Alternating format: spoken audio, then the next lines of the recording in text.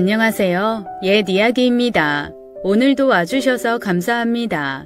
옛 이야기 채널은 사연 읽어주는 남녀 채널에서 지금은 삭제되어 들을 수 없는 21년도에 소개해드린 사연 중 베스트 사연만 뽑아서 다시 읽어드리는 채널입니다. 구독과 좋아요 부탁드리며 그럼 오늘의 사연 바로 소개해드리겠습니다. 안녕하세요. 저는 딸 한 명을 키우고 있는 30대 주부입니다. 지금은 남편과 저 그리고 우리 딸 셋이 미국에서 살고 있어요. 남편과 저는 제약회사를 다니던 시절 사내 커플로 인연이 되어 결혼을 하게 되었어요.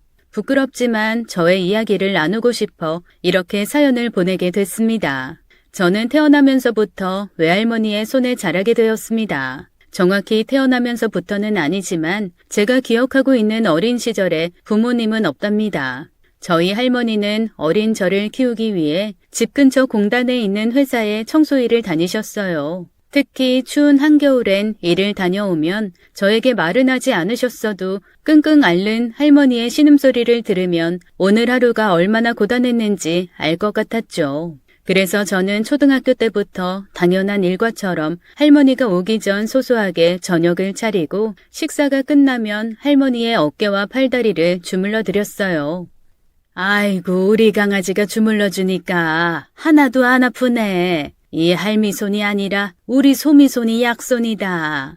할머니의 그런 말에 어린 시절 저는 더 신이 났던 것 같습니다. 당연히 넉넉한 형편은 아니었지만 할머니의 사랑을 듬뿍 받았어요. 초등학교에 들어가면서부터 나의 가정 형편이 특별하다는 것을 느끼기 시작했습니다. 친구들의 일기장엔 엄마 아빠와 주말에 다녀온 놀이동산 이야기, 엄마가 사준 새옷 이야기, 동생과 싸워서 아빠에게 혼난 이야기들이 가득했어요.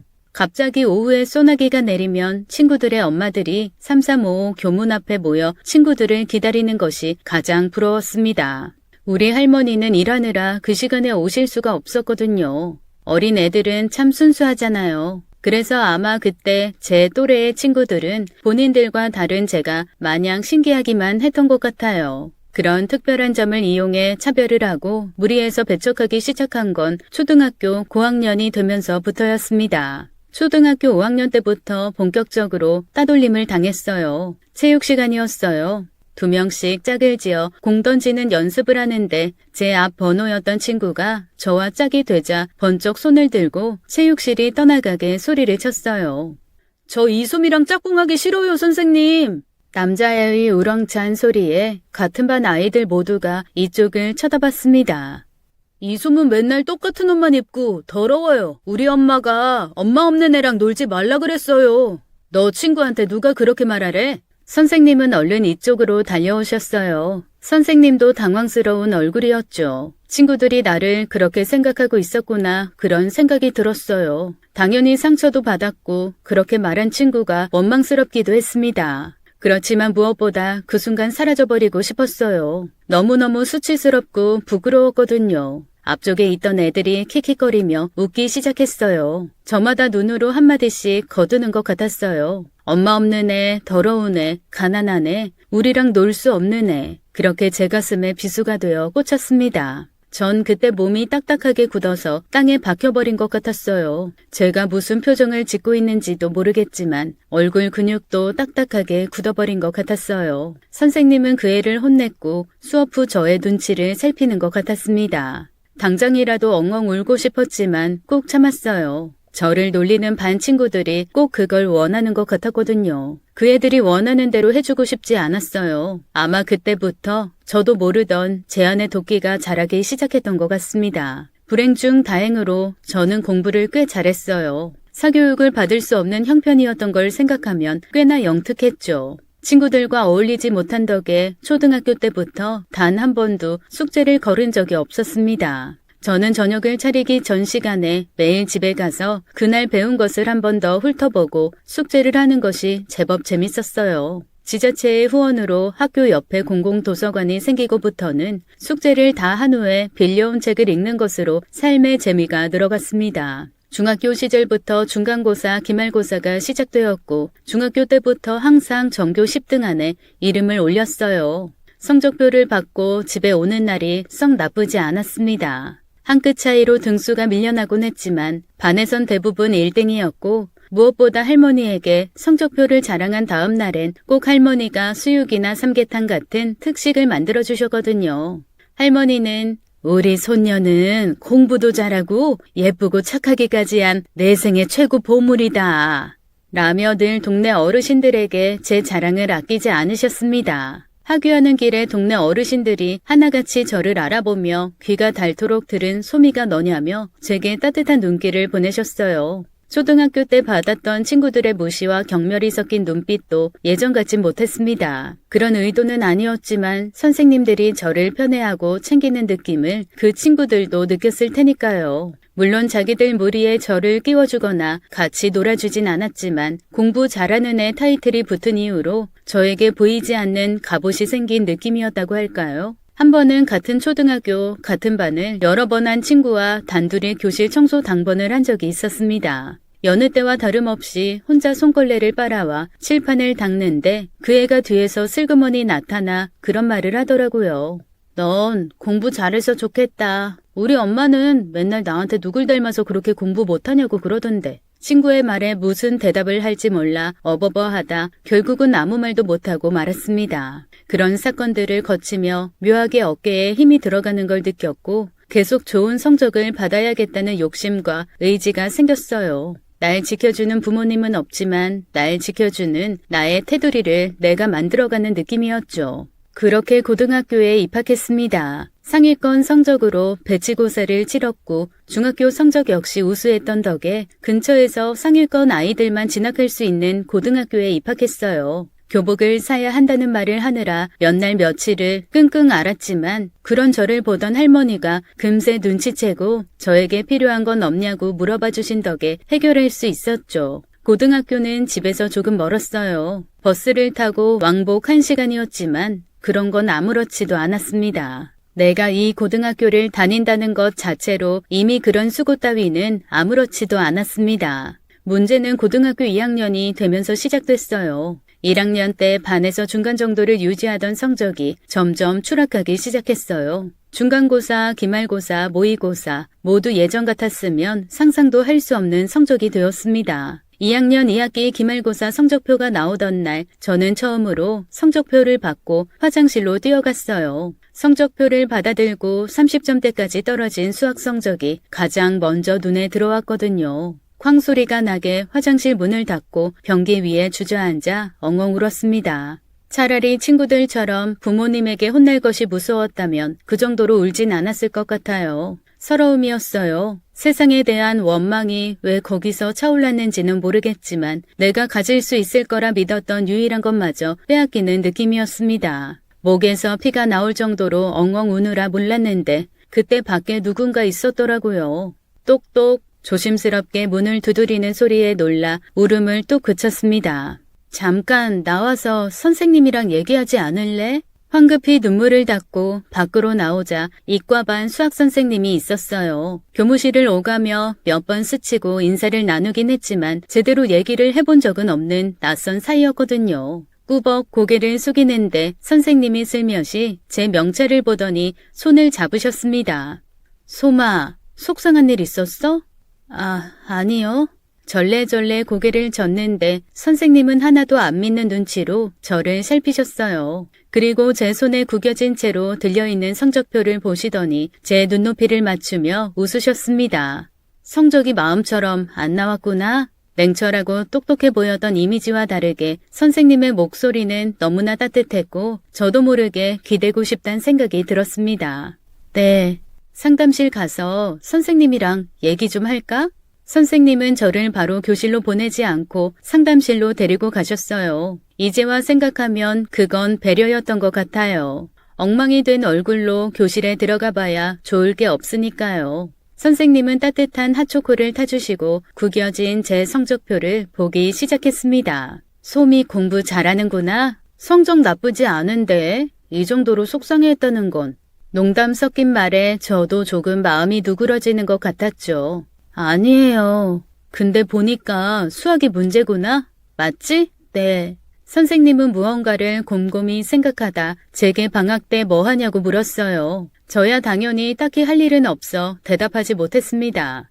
올겨울 방학부터 과목별로 보충 수업을 하는데 나도 수업을 할 생각이거든. 문과반도 강좌를 열 생각인데 방학 때 학원 다니느라 바쁘지 않으면 보충 수업 들어보는 건 어때? 상상도 못한 제안에 저는 고개를 연신 끄덕였습니다. 사실 그때 저에겐 동아줄이나 마찬가지인 제안이었으니까요. 제 머리를 쓰다듬으며 선생님은 웃으셨어요. 그럼 학기 마무리 잘하고 우리 방학 때부터 보면 되겠다. 수능까지 아직 1년 남은 거 알지? 시간은 충분해 소마. 그러니까 너무 부담 갖지 말고 차근차근 준비하자. 그렇게 고등학교 3학년을 앞둔 겨울방학, 저는 보충 수업을 시작으로 선생님의 제자가 되었어요. 몇 명 없는 보충 수업 시간에 가장 열심히 수업에 집중하는 사람은 거의 저뿐이었거든요. 숙제는 물론이고 항상 수업이 끝나면 친구들이 다 가고 난 후에도 선생님과 마주 앉아 자칭 나머지 공부를 했습니다. 수업 시간에 이해가 안 된 것, 이미 배운 것이지만 여전히 모르겠는 것, 문제는 풀었지만 정확한 개념은 모르겠는 것, 저는 하나부터 10까지 선생님에게 물어봤고 선생님은 싫은 기색 하나 없이 차근차근 알려주셨어요. 항상 교실 문과 교무실 문을 닫고 경비 아저씨에게 인사를 하고 나가는 사람은 저와 선생님이었습니다. 소마, 이거 선물. 잠깐 차에 다녀오겠다는 선생님은 제게 문제집 10권이 담긴 박스를 주셨어요. 공부 열심히 하는 게 기특해서 선생님이 주는 선물이야.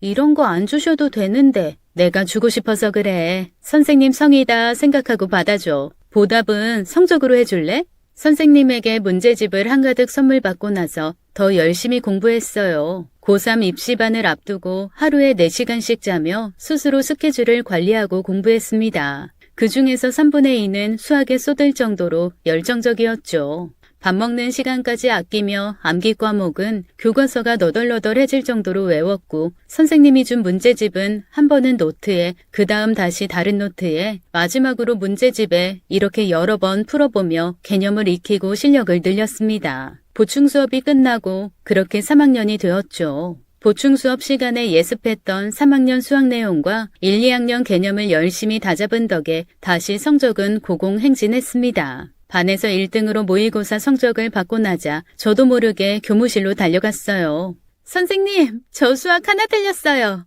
학교에서 그렇게 큰 소리를 내본 적이 없었는데 옆에 다른 선생님들이 있는 것도 까먹고 수학 선생님에게 달려가 소리쳤죠. 소마, 정말 잘됐다. 다 네가 열심히 한 덕이야. 선생님은 잘했다며 저를 안아주셨어요. 그동안 고생한 것이 영화처럼 머리를 스치고 지나갔고 옆에 있던 저희 담임선생님은 장난 섞인 목소리로 저희를 보며 한마디를 했습니다. 누가 보면 내가 소미 담임이 아니라 영주쌤이 소미 담임인 줄 알겠어요. 3학년을 내내 그렇게 보냈어요. 자는 시간을 아끼고 등하교 시간에 책을 들고 버스를 타고 쉬는 시간도 없이 공부하면서요. 노력은 배신하지 않는다고 제 손에 쥐어진 수업 능력 평가 결과지는 꽤나 만족스러웠습니다. 원하는 대학에 원서를 쓰고 넌 분명히 합격할 거야. 선생님이 장담해 라는 담임 선생님의 안심 섞인 말에 느슨해지던 찰나였습니다. 어두운 표정으로 담임 선생님이 저를 교무실로 부르셨고 저는 청천벽력 같은 소리를 들었어요. 소마, 그런데 이번에 이 학교에서 장학금 제도를 축소했어. 선생님도 지금에서야 알게 됐어. 미리 알아봤어야 되는데 선생님이 정말 미안해. 10년 넘게 있던 장학금 제도였어서 난 당연히 내년에도 있을 줄 알고 너 여기 쓰라고 한 건데. 선생님은 말끝을 흐리며 연신 미안하다고 하셨어요.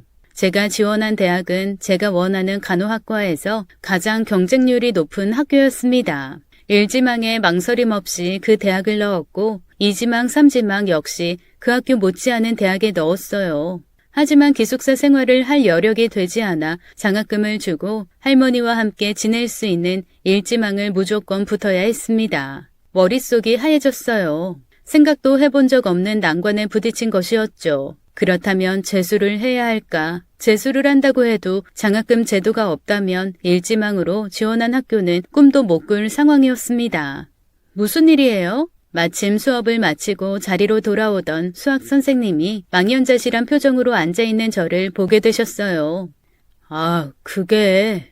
말끝을 흐리며 담임선생님은 제 눈치를 봤습니다. 저는 이만 교실로 돌아가겠다고 인사를 하고 교무실을 나왔죠. 어린 나이에 그런 생각이 들었어요. 왜 이렇게 나에게만 이런 시련들이 일어날까? 주변 친구들은 이런 걱정 없이 그저 행복하기만 한 것 같은데 나는 왜 그러질 못할까? 그날 집에 와서 아무렇지 않은 척했지만 할머니는 단박에 저에게 무슨 일이 생겼다는 걸 눈치채셨습니다. 그냥 걱정시켜드리고 싶지 않아 평소보다 1시간 일찍 집을 나와 학교에 도착했어요. 멍하니 앉아있는데 눈물이 났어요. 그리고 그날 오후 담임선생님이 다시 저를 부르셨습니다. 마음의 준비를 하고 교무실로 갔는데 그런 분위기가 아니었어요. 소마, 좋은 소식이야. 영린장학재단이라는 곳에서 너에게 장학금을 지원해주기로 했어. 입학금이랑 1학년 1학기 등록금까지 지원해준다고 하네. 얼마나 다행이니. 선생님의 말에 다리가 풀리는 것 같았습니다. 옆에 있던 수학 선생님도 정말 잘 됐다고, 우리 소미는 앞으로 잘 될 일만 남아서 이렇게 일이 알아서 술술 풀린다고 어깨를 토닥이셨어요. 그제야 서러움이 북받쳐 눈물이 나더라고요. 살았다. 다행이다. 상담실에서 수학 선생님의 보충수업 얘기를 들을 때 같은 기분이었습니다. 그렇게 저는 입학금과 등록금을 지원받아 원하던 대학교 간호학과에 입학하게 됐고, 대학생이 되어서도 고등학교 3학년 때와 다름없이 공부했습니다. 과제도 많았고 공부할 것도 고등학교 때와 비교도 할 수 없이 많았어요. 입학금과 1학년 1학기 등록금은 저에게 마치 마지막 버스 티켓표와도 같았습니다. 저에게 주어진 마지막 행운이자 기회였죠. 그 기회를 잡은 이상 대학을 졸업할 때까지 버티는 건 제 몫이었습니다.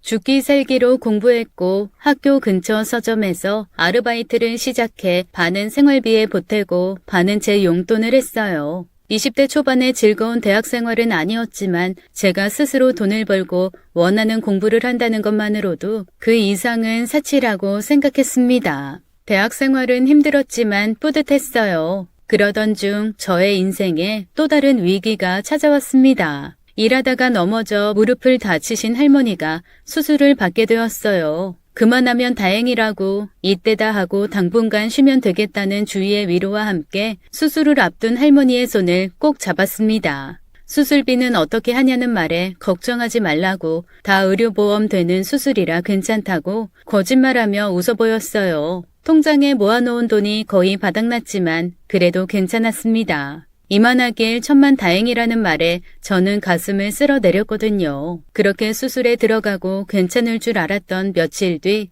급성 폐혈증으로 할머니를 하늘에 먼저 보내게 되었어요. 수술 후 회복하는 병실에서 할머니의 손 한번 제대로 못 잡아드렸어요. 방학에는 풀타임으로 아르바이트를 해야 했고 특히 수술비와 입원비를 마련해야 했기 때문에 가게 사장님에게 부탁해 근무 시간을 늘려놨었거든요. 같은 동네에 사는 할머니 친구분들이 병실을 대신 지켜주셨고 저는 그렇게 허망하게 할머니와 마지막 마무리조차 제대로 짓지 못하고 할머니를 보내드렸습니다. 빈소가 차려지고 장례식장에 앉아있는데 눈물도 안 나더라고요. 우리 지역을 담당하는 사회복지 공무원이 나와 일 처리를 도와줬습니다. 지원받을 수 있는 부분에 대해 알려주는데 아무 소리도 귀에 들리질 않더라고요. 저의 유일한 가족이자 제가 세상에서 제일 사랑하던 할머니가 떠났잖아요. 목 놓아 울고 싶은데 그럴 수도 없었습니다. 그땐 아마 받아들이기가 너무 힘들어서 그랬던 것 같아요. 거의 없다시피 한 조문객이 당연한 가장 작은 빈소에 선생님들이 찾아온 건 그때였습니다.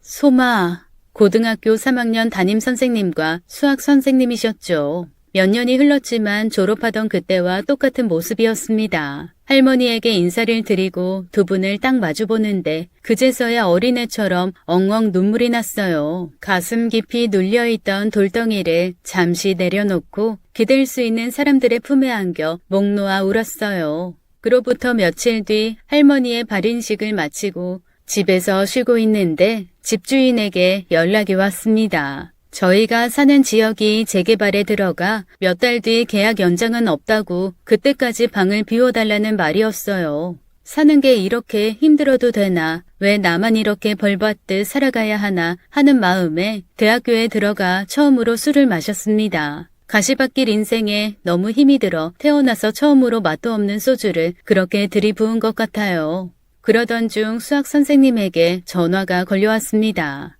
소마, 식사는 안 거르고 잘 챙겨 먹고 있니? 제 걱정에 선생님은 그 이후로 자주 연락을 주셨던 것 같아요. 평소였다면 안 그랬겠지만 술에 취해 이거저거 힘든 얘기를 터놓기 시작했습니다. 집도 빼줘야 하고 저는 이제 땡전 한 푼 없다고요. 할머니 앞으로 나온 사망보험금 2천만 원은 차마 쓸 수가 없었습니다. 일단은 휴학을 하고 돈을 벌어 저 혼자 들어갈 집부터 구하겠다는 소리에 선생님은 한숨을 쉬셨어요.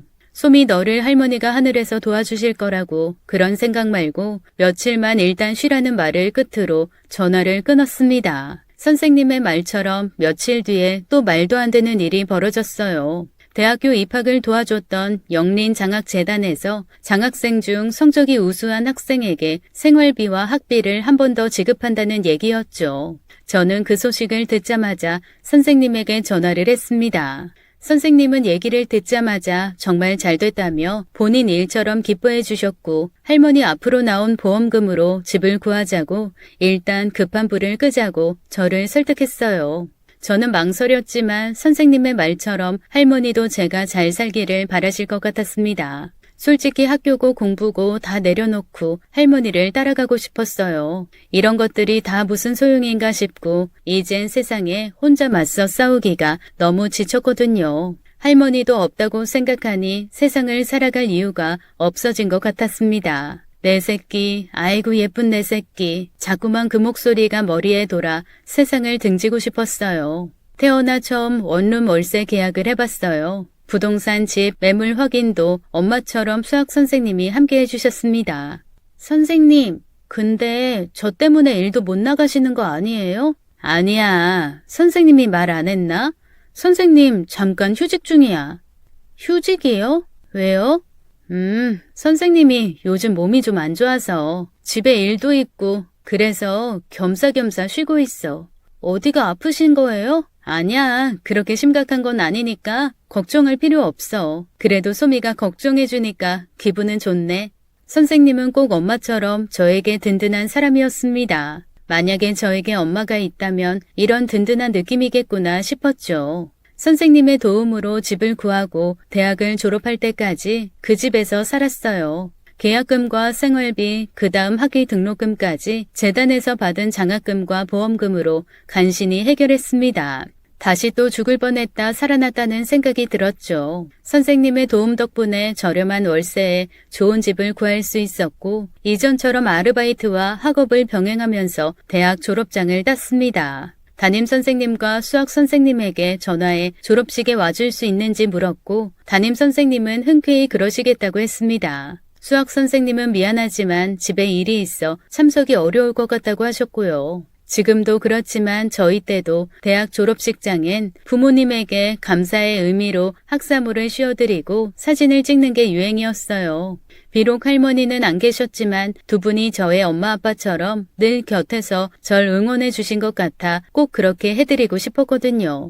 아쉬웠지만 어쩔 수 없었습니다. 그렇게 꽃다발을 안고 담임 선생님과 사진을 찍었어요. 대학 졸업 후 운 좋게 A 제약회사에 임상 간호사로 입사하게 되었습니다. 높은 연봉과 직장인이라는 타이틀 덕분에 전세자금을 대출받아 회사 근처 오피스텔로 이사를 하게 되었죠. 뿌듯했지만 내심 아쉬웠습니다. 수학 선생님이 구해준 원룸과 정이 참 많이 들었거든요. 선생님에게 연락했지만 전화를 받지 않으셨습니다. 첫 월급을 타서 전화를 했을 때도 선생님과 연락이 닿지 않았죠. 밥도 사드리고 싶고 새로 이사한 집도 선생님에게 제일 먼저 보여드리고 싶었어요. 간간히 회사 생활은 어떤지, 식사는 거르지 않는지, 필요한 건 없는지 묻는 연락이 왔지만 어째선지 전화도 잘 안 받으시고 찾아오겠다는 말도 안 하셨습니다. 내심 섭섭했지만 선생님이 바쁘시다고 생각하고 있었죠.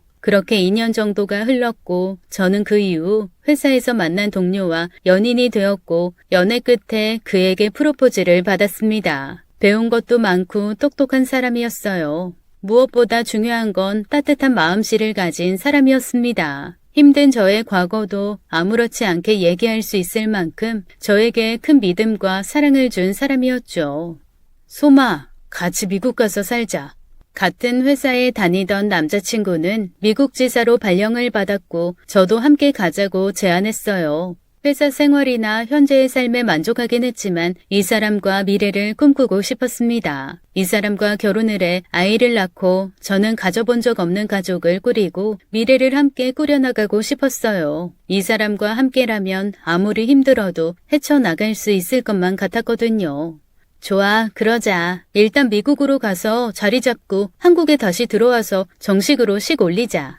제 말에 남자친구는 그럴 줄 알았다는 듯 고개를 끄덕이며 저를 꽉 안아줬어요. 저의 왼손 4번째 손가락에는 그가 준 반지가 자리를 잡았습니다. 집으로 돌아와 반지를 만지작거리는데 혼자 힘들게 버둥거리던 어린 시절 기억들이 주마등처럼 스쳐 지나갔어요. 아마 프로포즈를 받았다고 하면 누구보다 우리 할머니가 참 기뻐했을 텐데 할머니도 보고 싶었습니다. 그렇게 저희 둘 사이를 회사에도 알리기로 결정하고 저도 미국 지사로 발령을 함께 신청했어요. 낯선 환경에서 적응이 어렵겠지만 제 곁엔 남자친구가 있었으니까요. 회사에서 집도 지원해줄 예정이고 일자리도 있기 때문에 부담은 덜했습니다. 그렇게 한국에서의 일을 정리하고 미국으로 출국을 앞둔 2주 전 저는 담임 선생님에게 저를 도와준 장학재단의 소액이지만 기부를 하고 싶다는 얘기를 꺼냈습니다. 겸사겸사 감사하다고 얘기도 전하고 싶었고요. 네가 잘해서 받은 장학금인데 무슨 기부를 해. 가서 살 생활도 준비해야 되잖아. 아니에요. 그래도 그 장학재단 덕분에 제가 대학도 입학할 수 있었잖아요. 작게나마 할 수 있는 일은 하고 싶어요. 아유, 소막. 아니야. 정말 괜찮아. 그러라고 있는 게 장학재단인데. 아, 그리고 선생님. 영주 선생님 연락이 잘 안 되는데 혹시 무슨 일 있으신 거 아니죠? 영주 선생님이 요즘도 좀 바빠서 연락이 어려울 거야. 아직 미국 간다는 소식도 못 전해드렸는데 출국까지 시기가 너무 빠듯해서요. 가기 전에 뵙고 싶은데.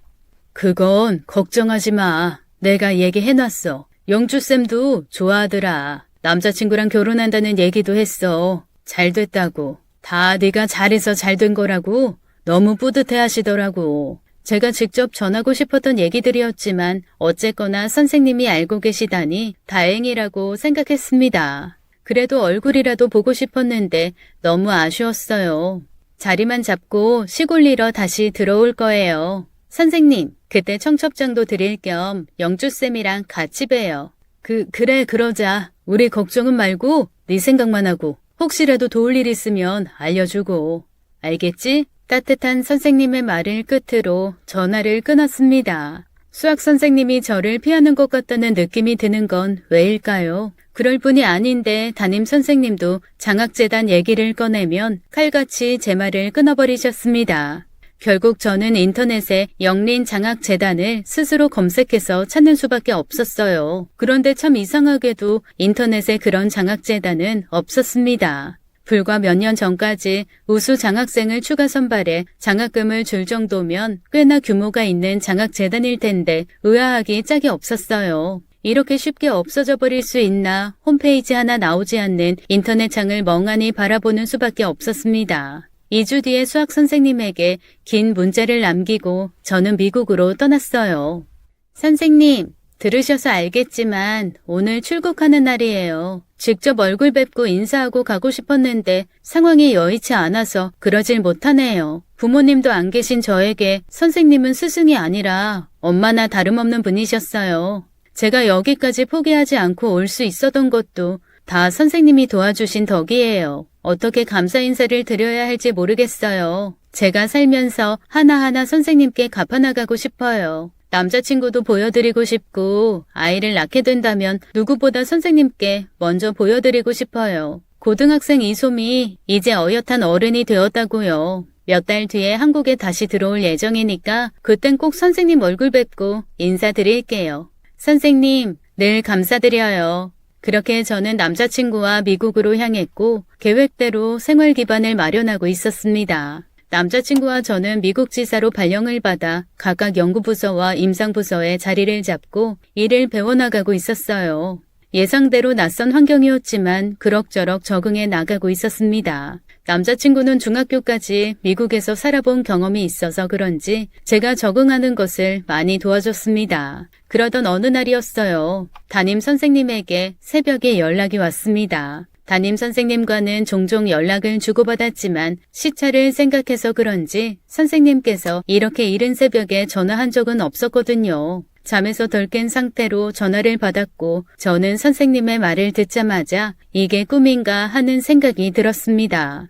소미야, 놀라지 말고 들어. 이렇게 갑자기 소식 전하게 돼서 미안하다. 사실 영주쌤이 오래전부터 투병 중이셨어. 그러다가 오늘 돌아가셨어. 올해는 못 넘길 거라고 했는데 그래도 난 아닐 거라고 생각했거든. 선생님은 더 이상 말을 잇지 못하셨고 수화기 너머에선 선생님의 울음소리밖에 들리지 않았습니다. 이게 무슨 일일까? 저는 뜬 눈으로 그날 밤을 지새우고 바로 그 다음 날 회사에 출근해 긴 휴가를 냈습니다. 남편에겐 자초지종을 설명도 못하고 바로 비행기표를 끊고 한국으로 들어왔어요. 한국에 도착해 처음으로 받은 문자는 영주 선생님의 부고 소식이었습니다. 주소에 적혀있는 대학병원 장례식장으로 바로 향했어요. 장례식장엔 담임 선생님을 비롯한 영주 선생님의 동료 친구들이 와 있었습니다. 선생님, 아닐 거라고 원망하던 현실이 선생님의 영정사진을 보자마자 진짜 현실로 다가왔어요. 저를 다독이며 담임 선생님이 해준 말은 너무나 충격적이었습니다. 몇 년 전부터 영주 선생님은 투병 중이었고 몸이 좋지 않아 일도 그만둬야 했다고 했습니다. 그리고 저를 도와줬던 영린장학재단은 사실 처음부터 존재하지 않았고 영주 선생님이 저를 도와주기 위해 담임 선생님에게 거짓말을 부탁했던 것이었어요. 저와 비슷한 유년 생활을 보낸 영주 선생님이 제 사정을 알고 저를 돕고자 했던 것이었어요. 영주 선생님도 어려서 부모님 두 분을 모두 잃고 조부모님의 손에 키워지며 혼자 힘으로 대학교를 졸업해 선생님 꿈을 이룬 것이었다고 했습니다. 선생님의 배려와 사랑에 황망한 마음을 어쩔 줄 몰라 하고 있을 때였어요. 빈소 끝에 조그마한 여자아이가 저를 빤히 쳐다보고 있더라고요.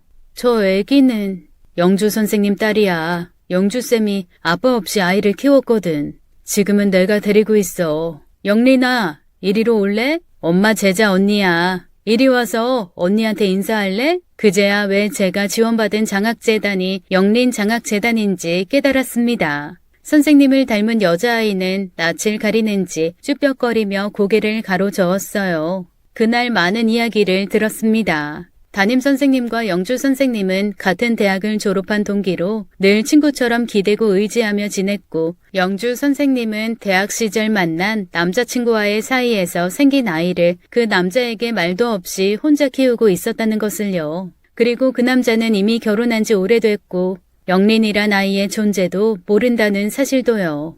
장례를 마치고 그 다음 날 제 남자친구가 저를 따라 한국에 들어왔어요. 소식을 전해 들은 남자친구는 저를 위로했고 저에게 뜻밖의 제안을 했습니다.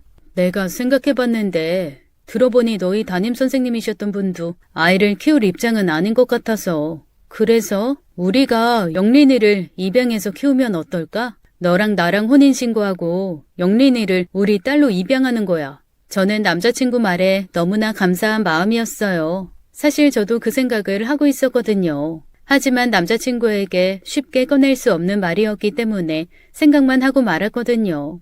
엄마를 잃은 아이가 어떤 마음으로 세상에 부딪히며 살아갈지 누구보다 너무 잘 알 것 같아서 그 아이에게 어린 제 모습이 겹쳐 보이는 것 같았습니다. 세상의 풍파로부터 저를 지켜주셨던 선생님의 사랑에 보답할 수 있는 방법은 선생님이 저를 지켜주신 것처럼 제가 영린이를 지켜주는 거라 생각했습니다. 남자친구와 그날 밤 긴 얘기를 나누고 영린이를 저희 딸로 입양하기로 결정했어요. 그로부터 몇 년이 흘렀어요. 저희 부부의 딸이 된 영린이는 미국에서 초등학교를 다니며 또래 아이들과 다를 바 없이 잘 지내고 있습니다. 저희 부부의 사랑스러운 외동딸로 가끔 말썽은 부리지만 저희라는 울타리 안에서 행복하게 잘 커가고 있습니다. 선생님의 사랑으로 시작되어 가족으로 인연이 된 우리 세 식구의 이야기를 하고 싶어 길고 긴 사연을 적어보았습니다. 모두 건강하고 행복하시길 진심으로 바랄게요. 지금까지 옛 이야기였습니다. 끝까지 시청해주신 여러분 감사드리며 저희는 다음 사연으로 돌아올게요. 감사합니다.